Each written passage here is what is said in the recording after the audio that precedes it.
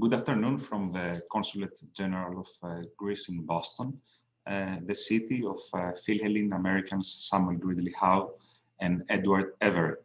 My name is Stratos Efthimiou, and I would like to welcome you all to today's lecture featuring the distinguished professor of history, Dr. Alexander Kitroeff, who will talk on American philhellenism.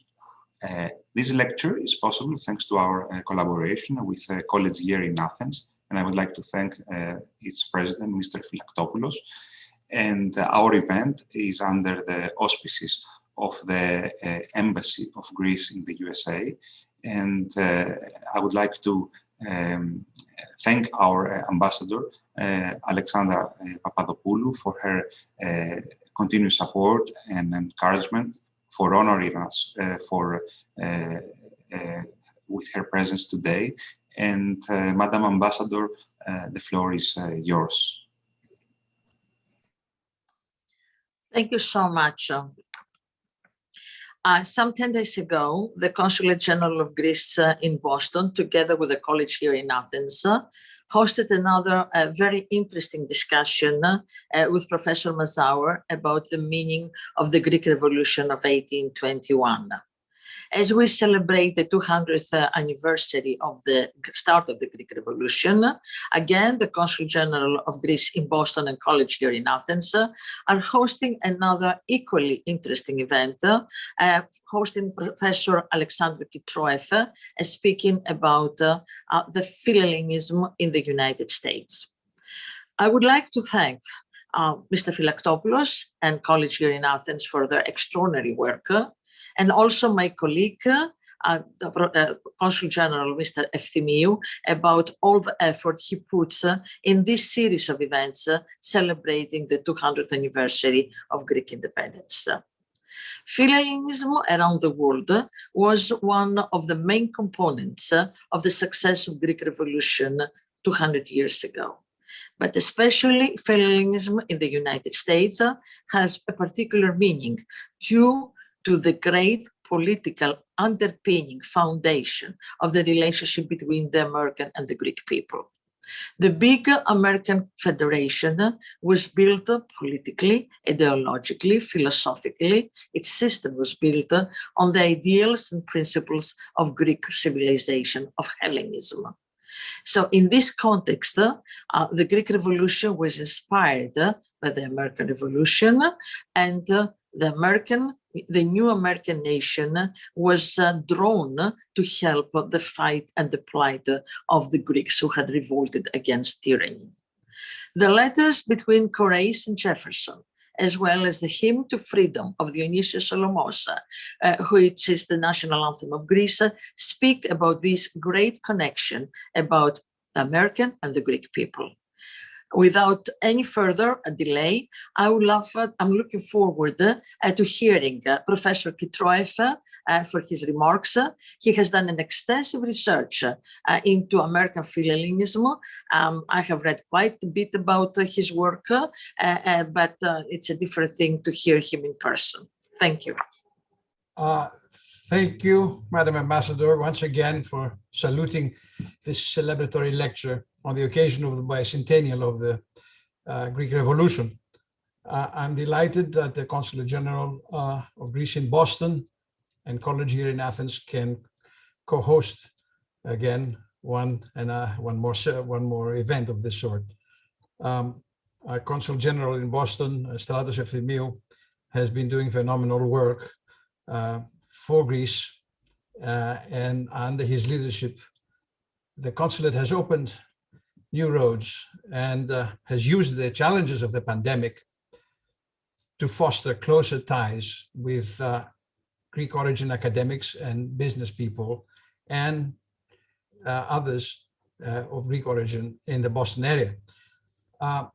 For those of you who do not know CYA, let me just say briefly that it's an educational institution that is serving American youth for almost 60 years by fostering intercultural competence and offering programs of Greek civilization in Athens.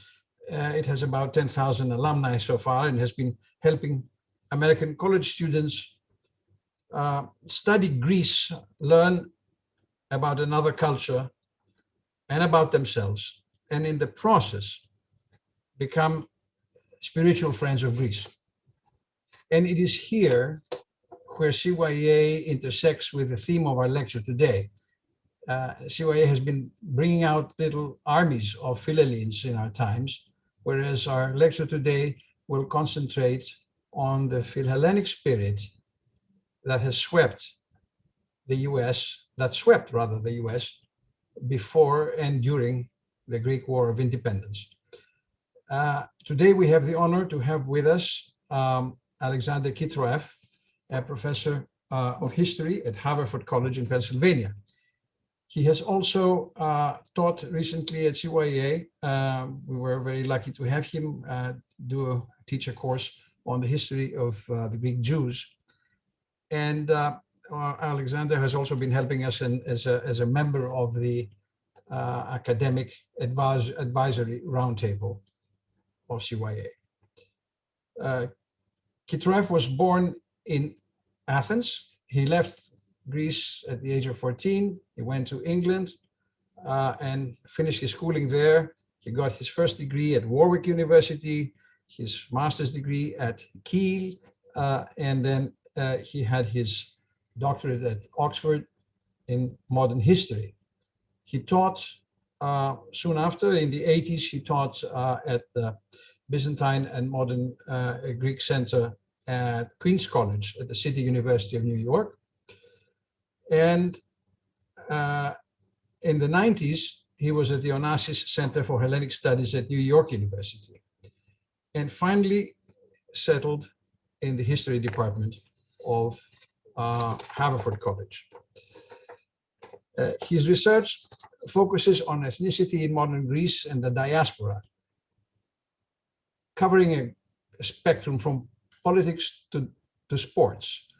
He has published 5 books. To name, well, he has written on the Greeks of Egypt, for one thing, then a lot on the Greeks in the Americas.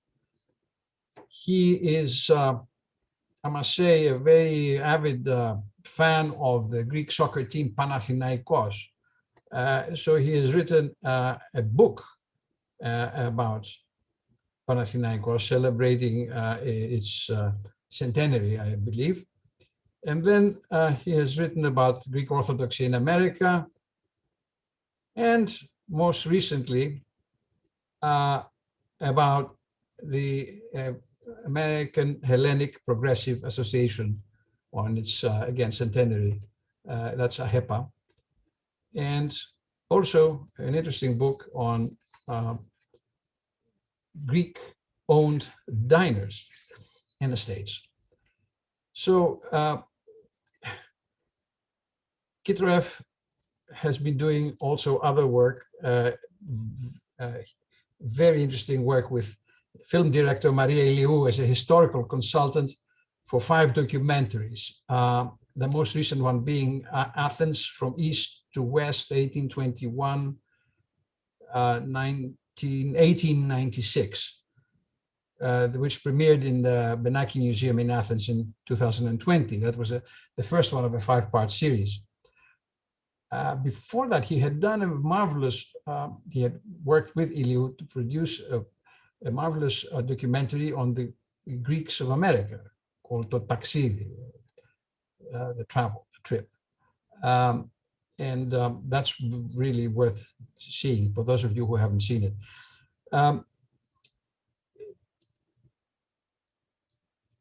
He has, in other words, as I see it, become the par excellence current historian of Greeks in America. So before I pass the floor to him, let me say briefly that we would like you to record your questions in the Q&A box at the bottom of your screen. Please do not use the chat box unless you want to say congratulations or give complaints. But your questions, please, on the Q&A. And as is the case with all our virtual lectures, As soon as Professor Kitroeff concludes, we will open the floor to our audience and receive and handle as many questions as we can. Thank you very much. Alexander, the floor is yours. Thank you very much, Alexei, for that, for the invitation and that generous and too long introduction. Thank you. Thank you, Madam Ambassador, for being here with us today and for your kind words. And thank you, General Consul Strato Efthimiou, for co-sponsoring this event. American philhellenism is a huge topic, and for that purpose, I have decided to present an overview that will hopefully offer not only an overview, but an understanding of the content, and also I will offer some interpretations of this extraordinary big phenomenon. It's always difficult when you start, when you have a topic and you tell the audience, this is very big, this is very broad. But what I think you will see is that there is a theme, a thread running through the relationship of America with Greece. And that is the message of freedom. The commitment to political and religious freedom was a point of reference of the Americans towards Greece, and what made the Greek 1821 revolution so important for them.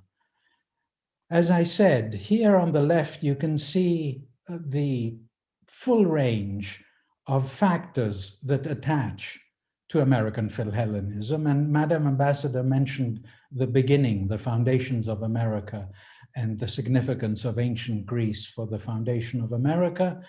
And that was also part of the classical education, which was important in America, especially from the early 1800s onwards.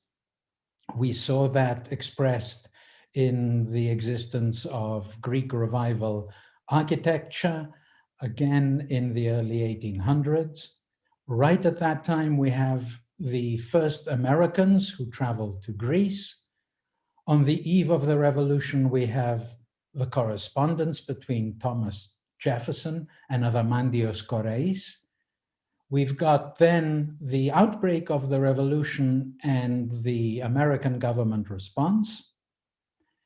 And beyond the government response, we have an extraordinary range of reactions by important eponymous Americans and anonymous Americans all over the country.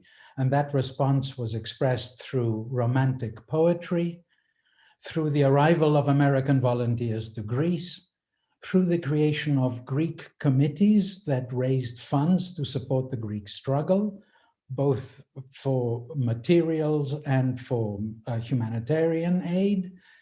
We have, again, an extraordinary social and geographical spread of that solidarity towards Greece. Many people are also motivated by religion. And I will conclude this range I will be looking at by examining the legacy of the significance of 1821, which fuses into the beginning of the abolitionist movement in America.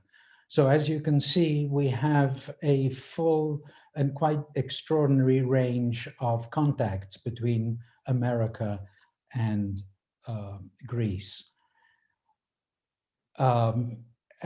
I consider myself a specialist on the history of the Greek diaspora, but I've known about American philhellenism because the Greek-American community has been so connected with 1821, the parades that we see in major American towns on the anniversary of 1821 are one example. There's AHEPA has consistently celebrated philhellenism. AHEPA's book on the 50th anniversary of AHEPA in 1972 has several pages on philhellenism. And more recently, I got involved in a forthcoming short documentary entitled In Support of Liberty, Philadelphia and the Greek War of Independence.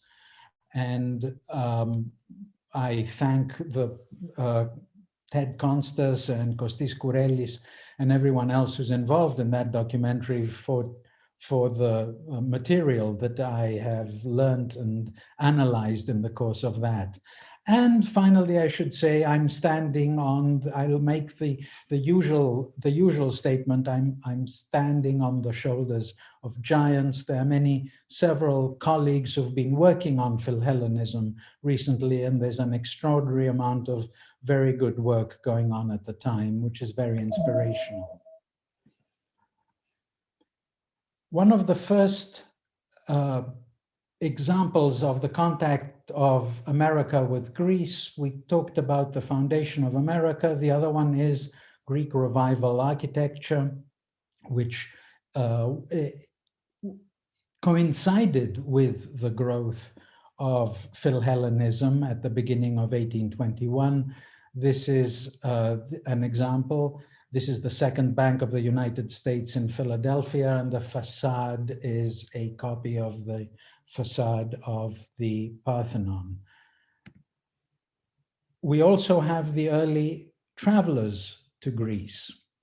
These are the two first travelers, Nicholas Biddle of Philadelphia and Edward Everett of Boston. They are the typical example of the classical scholar who is interested in learning more about Greece. The travelers were interested primarily in the ancient monuments, but by visiting Greece, understood the plight of the modern Greeks under the Ottomans. And Nicholas Biddle will get involved in the committee in Philadelphia. Edward Everett, I think we all know Edward Everett, the first classics professor at Harvard University, the founder of the Greek committee in Boston, and maybe the best known orator of antebellum and Civil War America. And of course, most Americans know Everett because he was the person who spoke just before Lincoln at Gettysburg. And as I think we also all know, it was Lincoln's 2-minute address that remained remarkable in history. Edward Everett had spoken before him for a very long time, but everyone remembers Lincoln. We as Greek Americans, and we, I think, remind Americans that Everett has a very important history as a philhellene and a classicist as well. After the revolution broke out in Greece in 1821, Everett, Biddle, and other philhellenes put pressure on the American government to recognize the Greeks, to offer direct aid, military support. But this was a time in which the United States was very careful about its international relations and concerned that the European powers, especially Britain, might intervene in Latin America and use that intervention to maybe try and reverse what happened in America in 1776. So President Monroe at the time came up with the Monroe Doctrine. This is a much later cartoon of the Monroe Doctrine. No trespass, America for the Americans is the little sign on this cartoon. So while Monroe and his Foreign Secretary, John Quincy Adams, personally were sympathetic to the struggle of the Greeks because they saw a connection between the American struggle against the British and the Greek struggle against the Ottomans. However, to preserve the integrity of America and, we should say, commercial interests of the United States in Europe, came up with a Monroe Doctrine, which meant that America would not intervene in Greece for fear of the British and others interfering in the Western Hemisphere.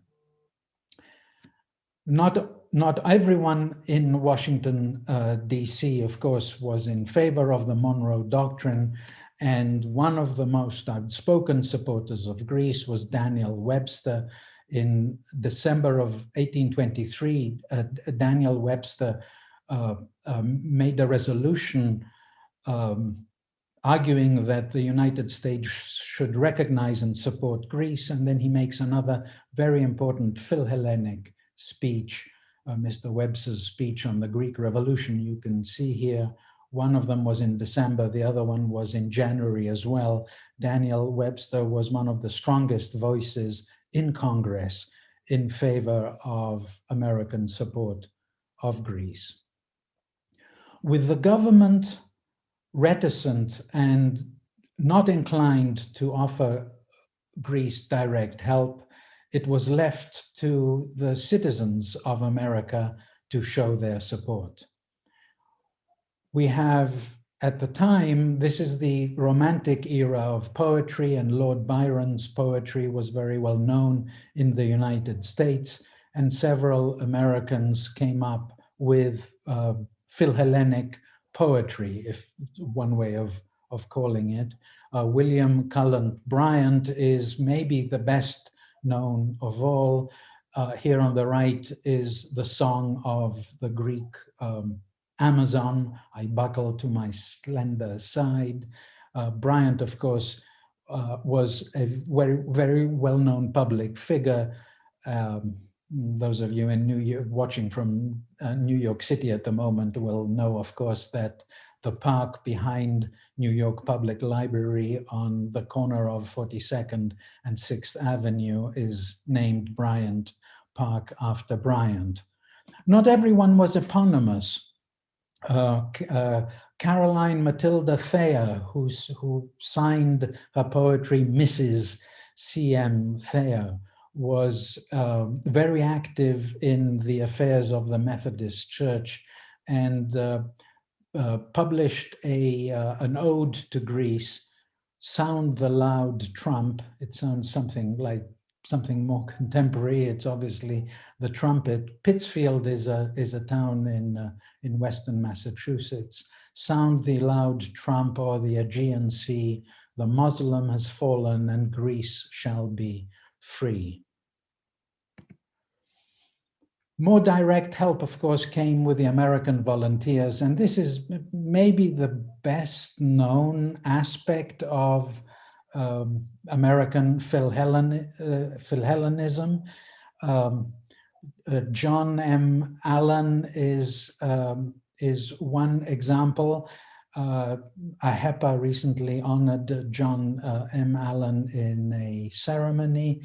John M. Allen goes on and becomes mayor of Galveston and is very active in the affairs of Texas.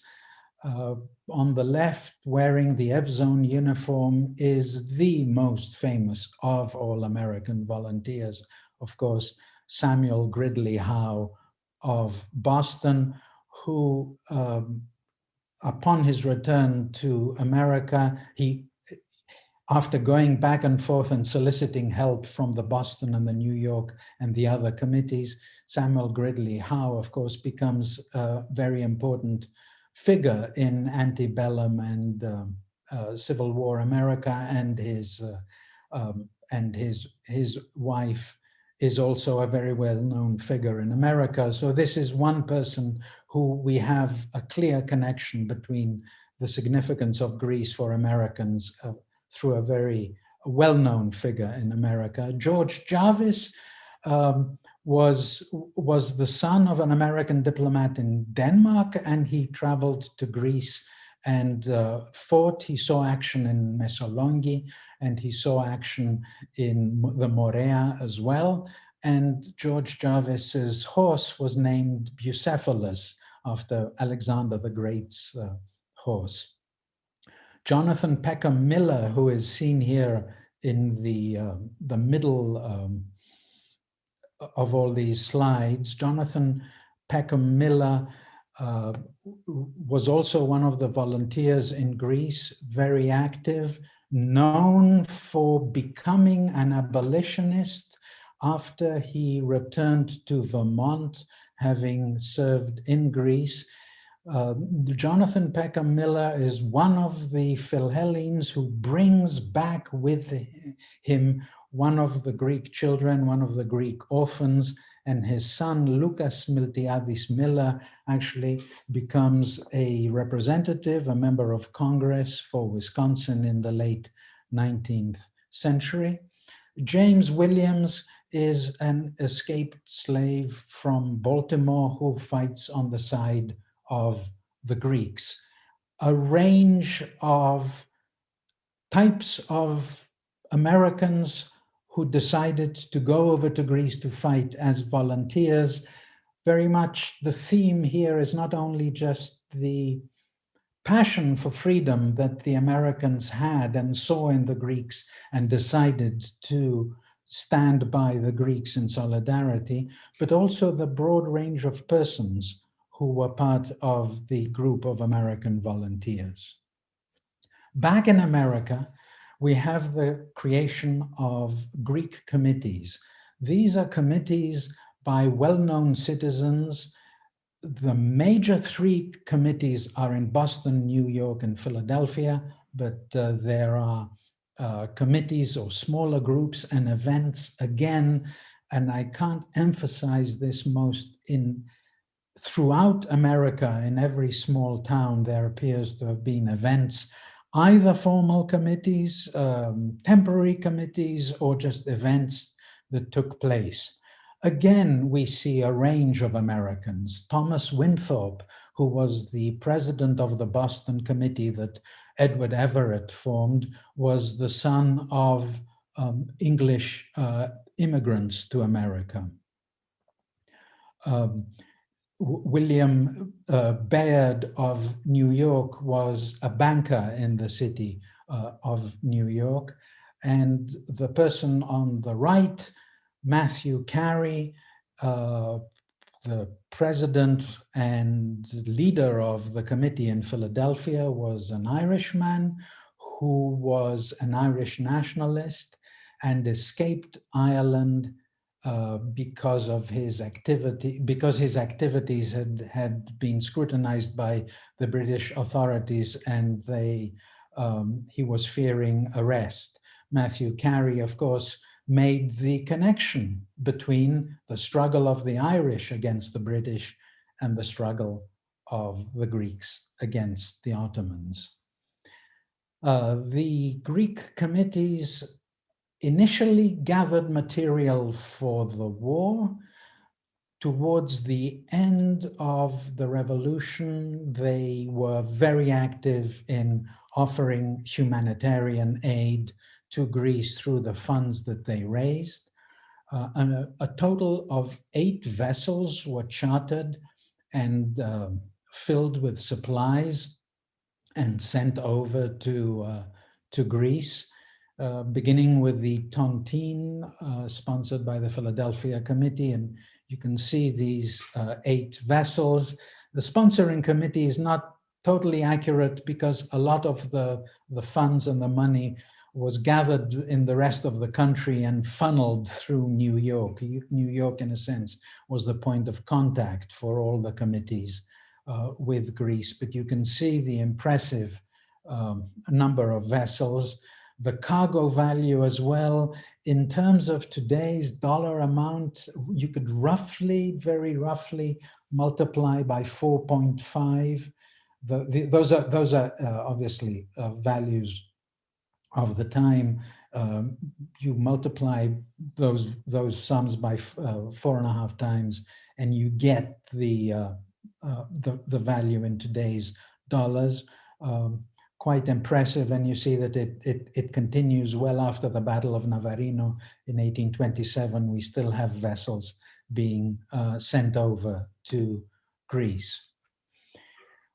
The range throughout the country. This is an example of American newspapers that reported on Greece on page 1. To compile a list of all the American newspapers in the 1820s that reported on the situation in Greece, sympathetically, all of them, would be almost impossible. There are literally thousands. So this is just an example of the newspapers that I have found in my research.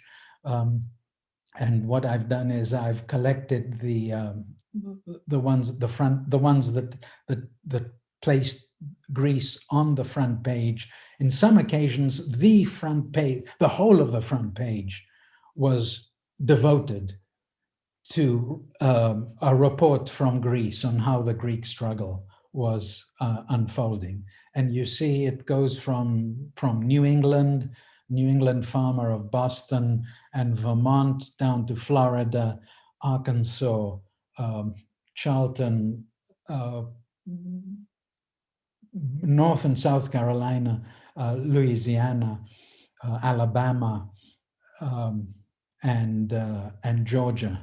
So this is an example of the geographical spread.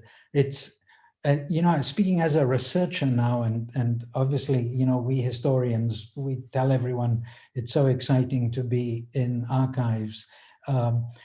As a historian and as a Greek, seeing the mentions and the content and the way that the Greek struggle is depicted by these American newspapers for me, was something much more than exciting. It's quite a moving experience to see the exposure that Greece had at the time throughout America. Looking at that range, one really has to now, and I want to turn to kind of just thinking about interpreting, understanding why this happened, because we have the connection with classical Greece, but clearly there are many more factors that connect America to Greece. And to be sure, the Americans were supportive of the other revolutions that took place in Southern Europe and other parts of the world throughout the early 19th century. But there was nothing as broad, deep, and emotional and strong as the support for the Greek cause. To understand why that, I go back to my mention of the documentary we're doing about philhellenism in Philadelphia. And this is a sermon by the Reverend Gregory T. Biddle, rector of St. Andrew's Church in Philadelphia. And he delivers a sermon in conjunction with the Philadelphia Greek Committee. He delivers this sermon in February 1827 to rally support for Greece. And he really there's one section of the sermon where he says quite clearly, there are 3 reasons why we Americans should support the Greeks. First, because they are fighting for the freedom that we also fought for in 1776. Second, they are fighting as fellow Christians, they are fighting for the freedom of their religion. There's an asterisk here, of course, because Biddle and the Protestant clerics in America at the time were somewhat uneasy with the Greek Orthodox variety of the religion. And they explained to their audience that the Greeks have a different, they are Christians, but they have a different religion to us, but nonetheless they're Christians, and we ought to support them because of the oppression that they face, and the limits that they have in exercising their religious freedom and so on and so forth. So there was an asterisk, but religion was the second reason. And the third reason was freedom from suffering. This is 1827. By that time, this is when Ibrahim's forces, of course, have rampaged throughout the Morea at the time, and the Greeks are suffering. I mean, the revolution is teetering on defeat, and which will be that problem will be overcome with the Battle of Navarino. But the significant suffering, the volunteers, the letters of the volunteers, because the volunteers are communicating with the committees in Boston, in New York and Philadelphia, and explaining what's happening, explaining what they're seeing. And therefore, there is a great deal of solidarity because of the suffering that the Americans understand that the Greeks are going through in 1827 onwards. In thinking of those three reasons, freedom, religion, humanitarianism, there's a broader picture, obviously, that is at work here, and I want to just kind of think about the bigger picture. What's going on at the time?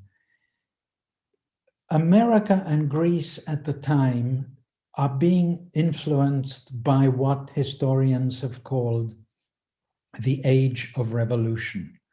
The Age of Revolution, of course, the Americans had sparked themselves in 1776, and the French Revolution had furthered in 1789. When we say Age of Revolution, in terms of history, we don't mean it just descriptively. There's a normative, there's an interpretation of that historians use. The Age of Revolution, we say Age of Revolution to distinguish this particular phase of history with prior events which were uprisings, and we do have prior uprisings against the Ottomans in the Morea in the late 1770s and earlier on. But in the Age of Revolution, these uprisings become successful, and there is a spreading understanding throughout the world that people can take up arms against their oppressors and overthrow them. That's exactly why we use the term revolution. The Americans did it in 1776, the French do it in 1789, and the Greeks are doing it in the 1820s. So, and the Americans see this, and they understand that what they did in the 1770s is what the Greeks are doing in the 1820s. That's the first big influence on the Americans. The second is, and I mentioned their discomfort with the non-Protestant version of Christianity, which Biddle in his sermon said, nonetheless, they're Christians, but there was something more than that going on in America at the time. And this takes us really into American history. And in a sense, American philhellenism should be understood in American terms because it's an American phenomenon. This was a historical moment, the early 1800s. America was experiencing the so-called Protestant Second Great Awakening. It was a religious cultural movement that stressed that free will could lead to salvation. And in a sense, the Protestants saw the Greeks exercising their free will to save themselves. The Greeks were an embodiment of that, the principle of the Protestant Great Awakening. And in that sense, the struggle for Greek freedom was something that resonated with the Americans who were experiencing this Second Great Awakening and the emphasis on free will leading to salvation. And maybe, and to conclude, The best example of the significance of and the connection of freedom in the minds of Americans when they looked at Greece is the inspiration that the Greek struggle bequeathed to the abolitionist movement. This, I think most people know or have heard of this statue. It's the statue of the Greek slave. I believe that there are three versions, replicas of it. There's one in Washington, D.C. There's one in the Brooklyn Museum. And I believe the other one is in New Haven, but I may be wrong on that. This is Hiram Powers' Greek slave statue, 1847, which is displayed in New York and then tours the country and is a tremendous sensation in many ways. First of all, it's the first depiction of a nude. We're talking about a Protestant Puritan country. So this is the first depiction of a nude. The Americans, of course, were admirers of Greek classical art and culture, but they drew the line at nudity. But Hiram Powers' statue and the way that he depicts this young woman who is a Greek captive who is being sold as a slave, and on her, near her, one of her hands, there is also a cross that certifies that this is a Christian woman who's being sold as a slave. Her appearance, her obvious innocence, the way that she looks away, helped Americans understand that this was a depiction of what was really going on to many people. They overcame their prudishness in some ways and made this connection between the horrors of slavery and art. The most important effect was, of course, that at the time, the abolitionist movement was picking up in the United States, and Frederick Douglass and other leading abolitionists made the obvious connection. They saw this statue as symbolizing not only Greek slaves, but American slaves, and saw that the Greek slaves and the American slaves, if the Greek slaves deserved to be liberated and sympathy, solidarity, and liberation, the same applied to the Black slaves in America. And this, for a couple of decades at least, became a symbol of the abolitionist movement. In the picture you see on the right, you see very many women surrounding the statue that's being exhibited in New York.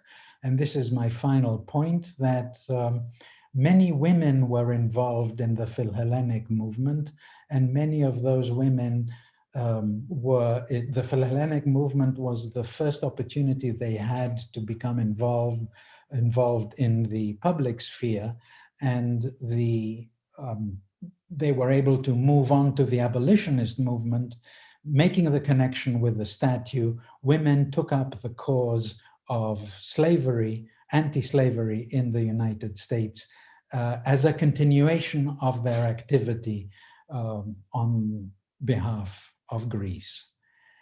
Those are the many, many connections. I have tried to give you both the range and focus my interpretation on the issue of political and religious freedom.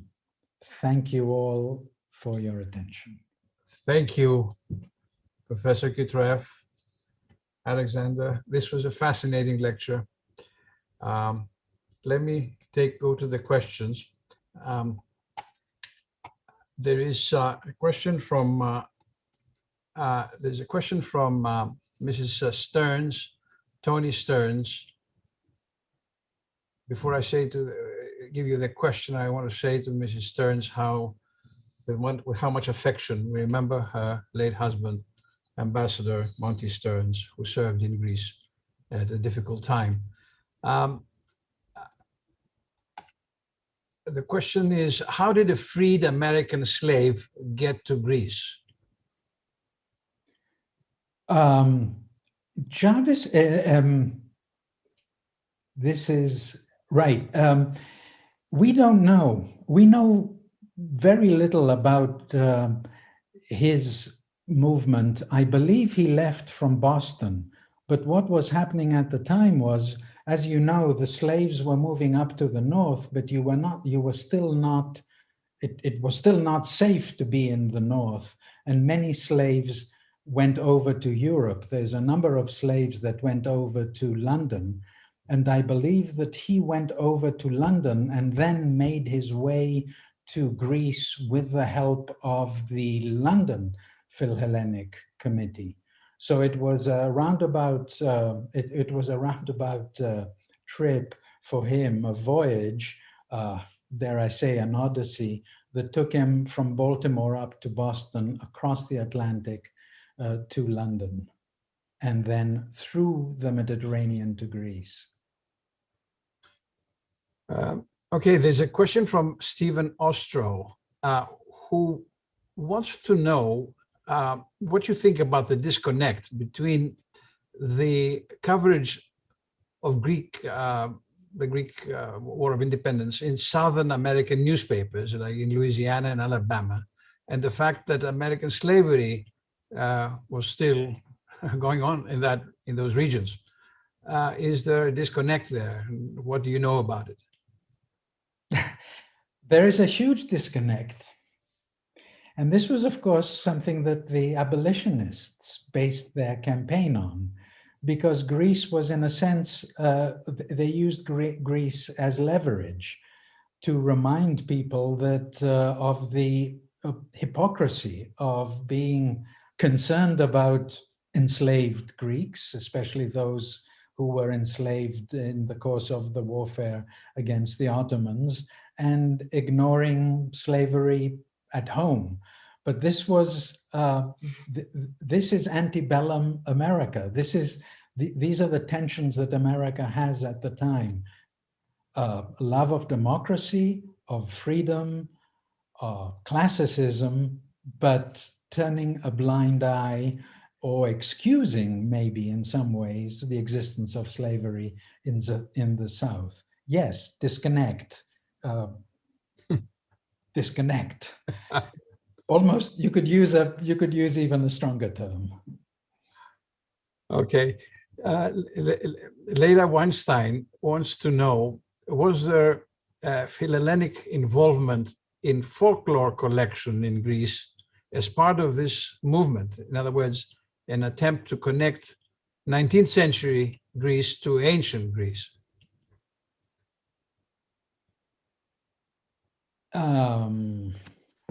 During the 1820s? I imagine that's what the question is. Yes, no, I think the Greek folklore movement is of a later date. It's mid-19th century. And the connection between folklore and Greek tradition and the beginning of laographia, as we call it in Greece, as I understand the question, comes in the mid-19th century. And at that time, the Philhellenist movement has moved on into the abolitionist mode. There's a question about Edward Everett from Elise Friedland, who says, can you speak further about Everett's specific involvement with American philhellenism, specifically regarding his impact on Webster's resolution? Yes, they were friends, Boston-based friends, and Everett is, in a sense, inspiring, persuading, cajoling Webster and giving him the material that Webster needs. Everett is maybe of all the persons that we have mentioned, and it's we don't want to be unfair to anyone, but intellectually, Everett is maybe the strongest presence in terms of philhellenism. Everett has gone over not only to Greece, but to Europe. He's met Korais. He's got a sense of both ancient Greece and the modern Greek struggle. And therefore, he is the person who, in fact, inspires Webster. And yes, thank you for that question, because when we mention Webster's speeches, Everett is behind them. Okay. Mr. Nicholas Sapounas wants to know that he says there were committees in Boston, in New York, in Philadelphia. Although there was action in the American South in terms of gathering supplies and money, why weren't there permanent committees in the South? Was it a cultural matter or an economical matter? He refers to slavery in the industrial economy in the North. That's a very good question.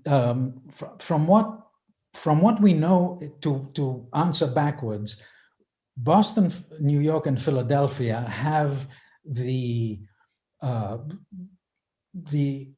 capital, the elite, the type of public figures who've got money and time to get involved in the Greek struggle. And there is no contradiction between what they are doing with Greece and their attitudes towards slavery. And maybe in the southern towns, what the question's actually indicating very interestingly is that the obvious contradiction between what's going on in the South and solidarity with Greece meant that maybe a committee might find itself, it would be much more difficult for a committee to operate in the South.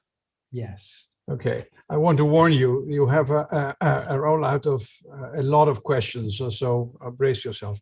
Okay, Dimitris Voudouris wants to know on religion, when and where is the first Greek church established in the United States? Isn't it New Smyrna, by the way? Well, there's a shrine there, but the first church is 1868 New Orleans, and I might get that year one or two. It's 1868, I think, New Orleans. I might be getting the year 1 or 2 years off. It's the church that the Benakis and others fund. This is taking us off topic, but I'm glad to talk about it. These are the Greek cotton merchants that established themselves in New Orleans in the 19th century, trading in cotton. So in 1868, they established the first Greek Orthodox church, which becomes actually a church where other Eastern Orthodox also worship, until it becomes more, narrowly speaking, a Greek Orthodox church in the early 1900s. Good. Todd Sedgwick, former CYA student, alumnus, and Ambassador Sedgwick, he says, did American philhellenes continue to be involved and engaged with Greece after independence? Not so much. The committees themselves were, throughout the 1820s, the committees kind of their activity ebbed and flowed in any case.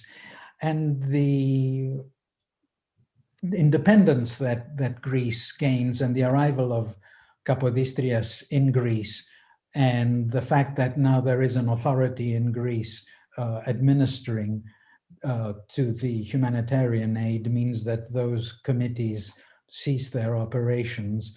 The United States will recognize Greece actually slightly late, 1837.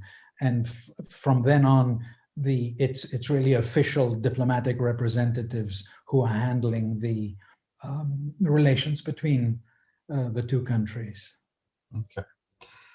Emmanuel Savas is asking, what about the naming of so many cities in the United States after Greek cities? And well, I know there's a Sparta in Tennessee, and an Athens, Georgia, and an Apollo in Pennsylvania, Corinth in New York. Delphi in Indiana. They're very many. Obviously, you know. The naming of those cities begins in the early 1800s, and it has to do with the embrace of classicism, both Roman and Greek. So you've got, you know, they're both Greek, and a few cities that have Greek and Latin names are established and take that name before 1821, but with 1821, there's a greater number of cities. So for instance, you know, in New York, you've got, I think Ithaca is before 1821, Greece, New York is around 1821. And of course, Ypsilanti, Michigan is 1821. So it's an early 1800s phenomenon. First it's classicism, and then it's the Greek Revolution. Okay. Diana Honey says, did you find any connections to American Southern slaves following the Greek war through newspapers, etc.? In other words, what do they know about it? You know, this is... So there's one newspaper in Alabama. The two newspapers in Alabama and Georgia, which I've looked at and was very surprised at the extent of the coverage. When I said that a few newspapers had the whole of the front page, I believe that there were, it's both in Georgia and Alabama, those newspapers were covering Greece extensively. So to the extent, of course, we don't know, but to the extent that the newspapers existed, it's very likely that what was going on in Greece became broadly known in those southern states as well. That's another interesting thing to pursue. Vicky Kyriakos is asking you to say something about Emma Willard, whose name is the same for the girls' boarding school in upstate New York. Did she help raise funds for the Greek Revolution? Do you know anything about that? I believe she's one of the many examples of the women who were involved in the committees and the philhellenic movement. Memory doesn't serve now whether she was, because we've got the women involved in the philhellenic movement, and we've got the women involved in the missionary movement as well, which in a sense, the missionaries piggyback on the philhellenic movement and engage in their own activities, and women are present in both those phases. Okay, there's a question from Nicholas Petsos about, you know, what should Greek Americans, how should they view philhellenes who volunteered for the war, as honorary Greeks like Lord Byron, or should they go even further and call them Greeks themselves? So, you know, as I said, reading about Greek American newspapers, I was aware of the philhellenic movement because it appears, you know, every 25th of March, you've got articles in the newspapers and the publications of Greece. The philhellenic movement is very much part of American history as well, aside from being obviously important for Greece. So I think they should be honorary Americans, honored as Americans and honored as Greeks as well. You know, we talk, you know, and there's a lot of academic talk about transnational history, you know, going away from the history of one nation and looking at the connection between one or two nations. And I think the Philhellenes straddle both America and Greece.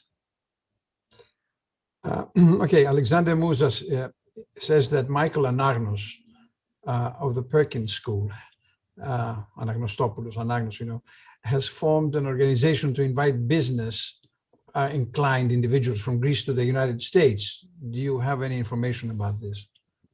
about the efforts or The organizations that resulted from this movement.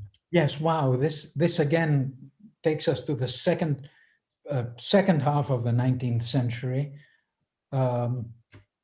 This is Samuel Gridley Howe, the volunteer, goes back to Greece in the 1860s to get involved with the Cretan struggle. During his stay in Greece, Anagnos becomes his secretary and brings Anagnos back to Boston, and Boston gets involved with the Perkins School of the Blind that Samuel Gridley Howe's family were involved in establishing. And so Anagnos becomes this other very interesting example of transnational history, but I'm not aware of the business connections. Okay, Rene Papas says, can you speak about the Fitzgreen Halleck poem called Marco Botzaris? Apparently there was a performance in New York City last year or some time ago. And in connection to that, I would say, perhaps you can connect your answer with the importance of Childe Harold's Pilgrimage, Byron's poem, how it influenced the whole movement. We know that, for example, that Everett had the poem with him when he visited Greece, from what I know. Yes, the Botzaris poem appears on a number of, again, American newspapers. It's front page news. And this is why I included that little segment on romantic poetry, of which the poem about Botzaris is one of the examples. There's a couple of books that have been written about the poetry. The poetry is extensive, and that's why I just picked two representative figures. But the Marcos Botzaris poem may be the most evocative one in terms of energizing people, because it speaks to the significance of romantic poetry in America at the time, and talks about the heroic deeds for freedom as well, and kind of combines them as well. It's an ideal example. Yes, thank you for bringing it up. Professor Marinatos, Nano Marinatos, says, how did the information about the revolution reach the American people? Through the press? And if so, what got the press interested? It's not obvious that an issue in the Ottoman Empire would create an interest in the American public. I think she says Greek public. I think she means the American public. Yeah. So there are two parts to this. First of all, the technical one is that it's the London newspapers are reporting on Greece, and initially the American newspapers are picking up and reproducing information from the Times and other British newspapers. After a while, we've got the volunteers writing letters. So we have, I don't know, Jarvis or Gridley Howe's letters being published in the American newspapers. So you have a direct connection with the ships that are going back and forth. Why they should be interested, I think, speaks to the core issue that we're looking at here. I think the fact that there is two things. A people who the Americans associate with the glories of classical Greece are engaged in a revolution. That's the one thing that strikes them. And the second thing is, because it's a struggle for freedom as well, which they relate to, those two things, I think, give this traction, and this gives this news such mileage and tremendous popularity. and the American newspapers decide to publish it. And again, if you look at the coverage over the 1820s, it's not as if it was, one event to, okay, 1821, 22, and now it's done, we go on to other things. It's continuous, extensive, and continues throughout the 1820s. A fascination with the heirs of classical Greece fighting for freedom. How's your stamina, Alexander? Because we've got some questions here. That's fine. Can you go? Yes. All right. Want some water? I have. Okay. Mary Mame Russell says, to what extent were commercial interests drivers of those advocating for Greek freedom, including those on the committees themselves, on the committee leaderships? Mame Russell is understand an alumna of CYA. Yeah. The commercial, those thinking commercial interests were not sympathetic to Greece, or at least maybe privately they were sympathetic to Greece, but didn't want any official engagement, because the big trading partner, of course, was the Ottoman Empire. So whenever anyone thought commercial interests, that meant, and America, the United States was sending agents to talk to the Ottomans at the time for potential trade agreements. Greece at the time was still in revolutionary fervor, so it didn't offer anything as interesting in terms of commerce compared to the huge Ottoman Empire. Remember, if you think about the Ottoman Empire, this extensive territorial domain, it's only one little bit of it, one little part that's breaking away. So if you're interested in commerce, you're looking to Constantinople, not what's going on in the Morea. There's an interesting question about slavery here from Vangelis Ikonomou. He says that since Greece had slavery in the old days, was this used as an excuse for slavery in the South? In other words, Greece was inspiring good things when it came to the revolution, but what about slavery in the South? Was Greece an excuse for that? Yes, although I'm not an expert on the American pro-slavery discourse, but yes, that was the case, that in some of the persons who wanted to excuse or justify slavery in the South pointed to ancient Greece and saying that ancient Greece had slavery, therefore that should not be something that we are obliged to reconsider. We are doing what the ancient Greeks did as well. This was a discourse, though, that was limited in the southern states, but it did, I have seen examples of that. It did exist. There's a question about the end of the Greek Revolution and how was that addressed, celebrated in the American press? Navarino. It was really the naval battle of Navarino was seen as the end of the revolution and a justified event that brought an end to the suffering of the Greek people. And of course, the assumption was that now the Greeks are going to become free very much. So if you look at the coverage after with the Battle of Navarino, it's really seen as the triumph of the Greeks. Not so much that the great powers intervened, more the fact that the Greek people are now going to be free.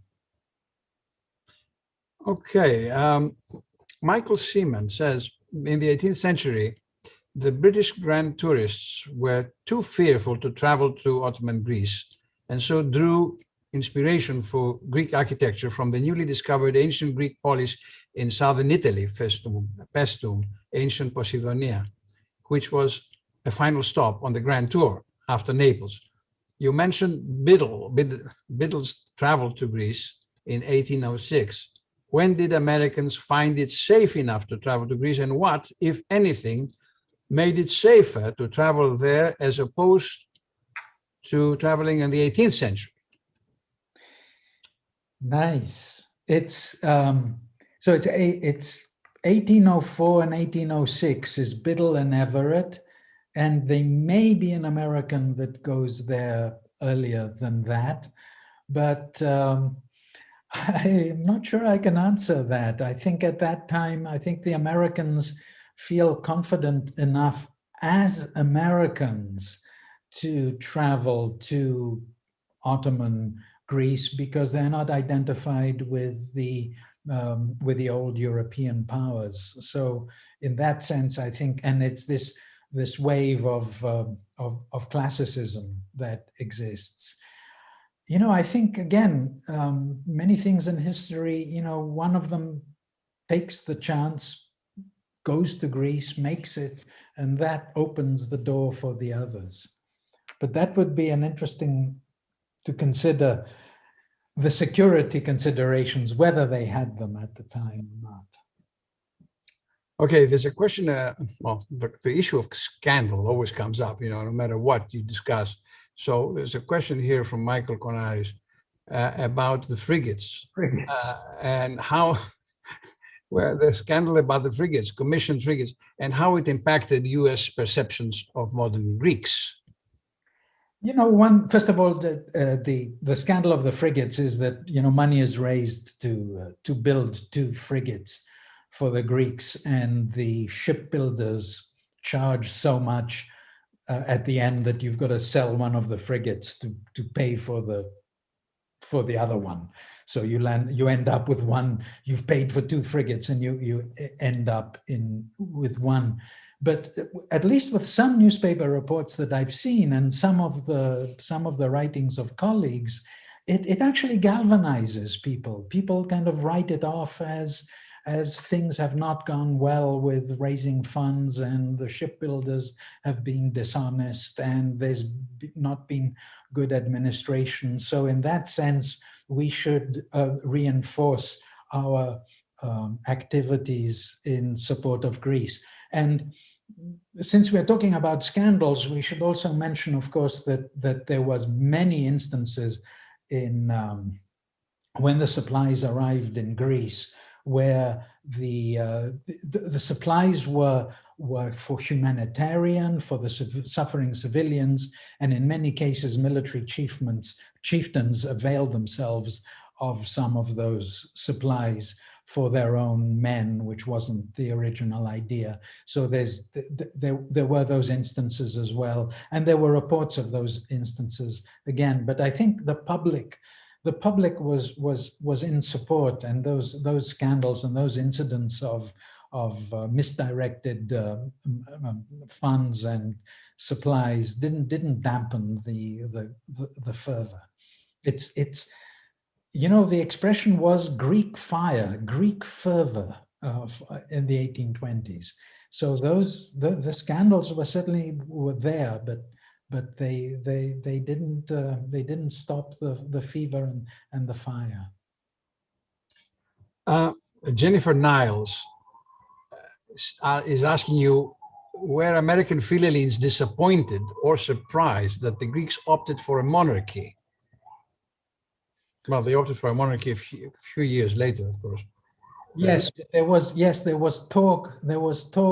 Initially, the Greeks, I think, said, "Of course, we're going to do a republic." But I think the Americans were concerned, having seen the influence of the great powers, and especially Britain. So I do think that I'm not sure if it was how public or private it was, but there was a concern about whether the Greeks would be able to establish a republic given the presence of the great powers.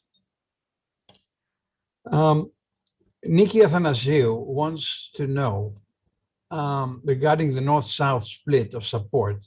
Could it be that the economic power of the American South was distributed to big landowners in big or small towns versus Boston, New York, Philadelphia, that were urban centers with more focused intellectual pursuits and economic power. Yes. I mean, I hadn't kind of thought of it in terms of a split, but in terms of that exactly that the classicists, the elites were in the Northeast, and the southern states would have been, obviously less open to a struggle for freedom in Europe, and maybe less interested in classical Greece. But yes, I think I would agree. I think there is. I've got to think about whether I'd call it a split, but clearly there are reasons why the South is less active. Yes. Yeah. And those are the reasons. I'm being told by the control, as they do in television, that we're supposed to be wrapping it up. But I have a couple of questions more that I want to put to you. Phoebe Siegel, another CY alumna, says, American support for Crete continued after the Greeks obtained independence. Can you say more about that? For Crete? Crete. Yes. The Cretan struggle is... the Cretan struggle is a small example of the way that maybe, if it's not exactly an organized philhellenic movement, but it's certainly a strand of sympathy that exists in the United States for the Cretan struggle. But it really picks up after the uprising of 1860, in which Samuel Gridley Howe is involved. And from 1860 right through to the 1890s and the early 1900s, there's extensive coverage of the Cretan struggle for union with Greece. And we could say, in a sense, that is a continuation of the solidarity offered for 1821. There are lots more questions, but I think really we're running out of time here. I'm only going to give you one more from Peter Behan, who says, Professor Behan, you didn't mention Rome. Wasn't classicism as an influence in American architecture and idealism really more Roman influence than Greek influence? Haverford College alum, Alexi, since you're mentioning the college here in Athens, I'll mention Haverford College with Peter Behan. But yes, Rome, there's a rule of thumb that the early republic is more interested in Rome, ancient Rome, because of the statesmen and the structures of government. And after the War of 1812 onwards, there's a turn towards Greece. It's a rule of thumb that isn't very strict, of course, because we saw that there was travel to Greece before 1812. But yes, there is the Roman influence through the 1812, and then the Greek classical influence becomes very strong. And again, this rule of thumb is that ancient Greece is important in the American mind from 1812 to about the American Civil War. And prior to that, it's Rome. And therefore, that's why you have towns, there's there's Virgil, New York, I think is a town that is established in the early 1800s. Okay, and we're going to close here, but one last one. I'm going to contract two questions into one. An anonymous says, did the American federal government officially support the Greek Revolution, or was it neutral? And then Leo Droles is asking whether, he says, Britain, France, and Russia helped the Greek struggle. Why not the American Republic? The Monroe Doctrine, right? Yes, Monroe Doctrine. So America maintained a neutrality because of the Monroe Doctrine.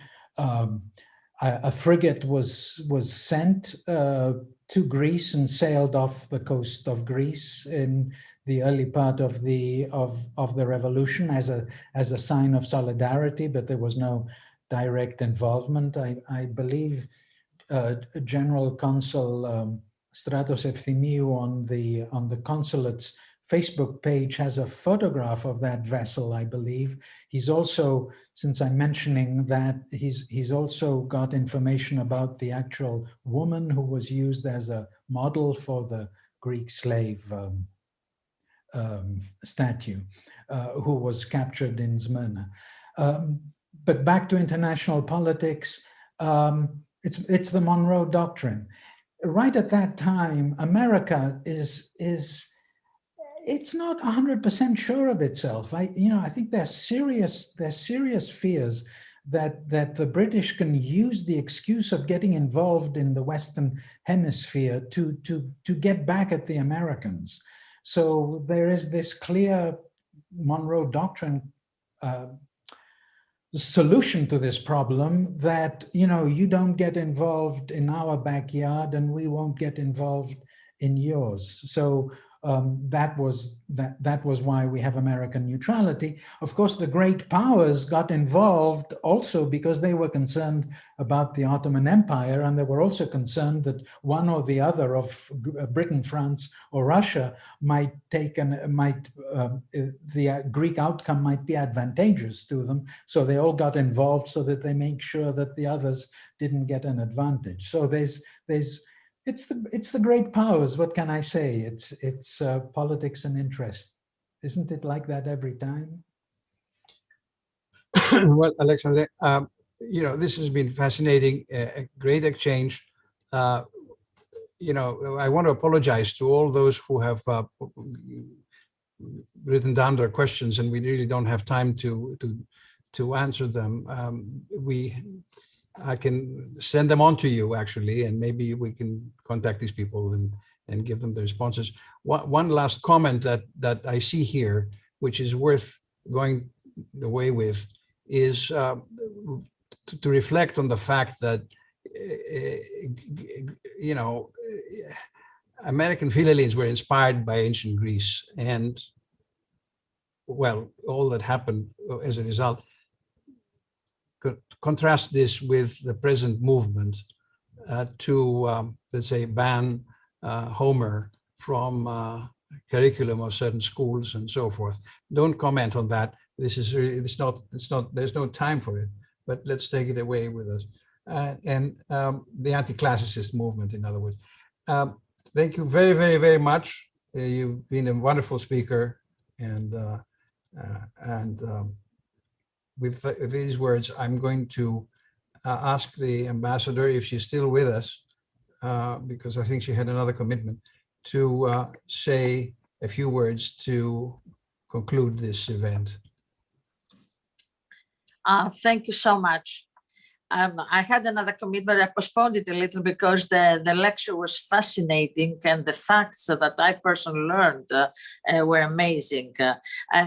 Just one comment: when you spoke about New Orleans, Louisiana, and the Benaki family, I was consul in New Orleans 30 years ago, and we did some research that time. 1860. Benakis, Adonis Benakis, was appointed as Greek consul in New Orleans, and he was the first official Greek appointment in the United States. But there is a lot to discuss about the Greek community in New Orleans, that it's probably, after St. Augustine, one of the oldest in the United States. I don't want to the lecture was fascinating, it was amazing, but I want to just point out some thoughts that I have regarding philhellenism, not only the United States, not only the time of the Greek Revolution, but more general, because philhellenism is a movement, is a trend that we can find in many different periods of history in many countries. And always I was thinking, what is the trigger for philhellenism? What makes all these people come so close to Greece and to Hellenism and devote their thoughts and their life and their time to supporting Hellenic causes? I use the word Hellenic on purpose because I think philhellenism is something bigger than modern day Greece as a geographical and state entity. Philhellenism is something to do with culture, ideology, philosophy.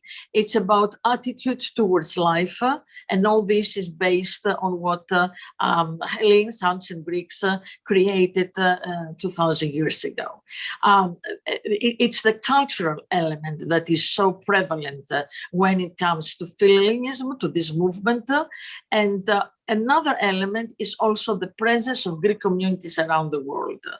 I don't think there is any place in any time of history where you cannot find some Greek element.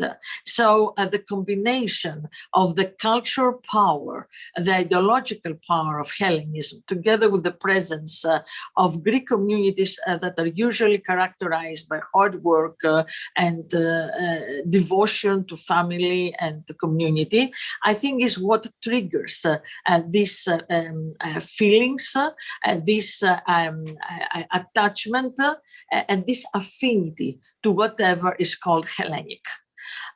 But this is my personal remarks. I'm not an historian and I'm not a political scientist, but these are two common threads that I find throughout philhellenic movements at different times of history. Thank you so much. Thank you, Mr. Philactopoulos. Of course, I thank the Consulate General of in Boston and Mr. Efthimiou, and definitely Mr. Kitroeff was a fascinating lecture, a fascinating time. Thank you.